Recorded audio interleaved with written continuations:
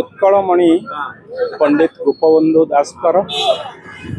जयंती अवसर में आज राज्यर राजधानी भुवनेश्वर गोपबंधु छकठारे आमे समस्ते एकत्रित हो दल मत निर्विशेष एठी समस्त नागरिक माने समस्त भुवनेश्वर भाई भौणी माने आसी एक श्रेष्ठ नेतृत्व जहां पाई ओडिशा स्वाधीनतार कथा कहतु भारत वर्षर स्वाधीनतार अन्यतम जड़े बिंधाणी ओडिशार एक श्रेष्ठ नेतृत्व सीधा सड़क भाव जातिर जनक महात्मा गांधी संगे निजकू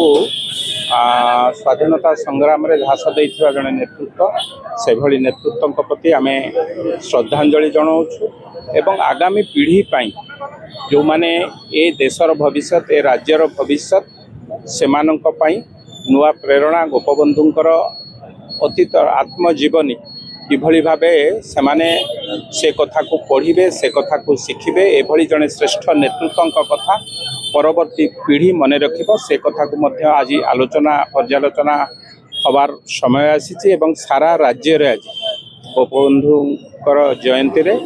समस्ते आमे तांको श्रद्धांजलि दबार संगे संगे एभली एक श्रेष्ठ नेतृत्व को मने पकाउछु आम परवर्ती पीढ़ी तांकरी कथारे अनुप्राणित।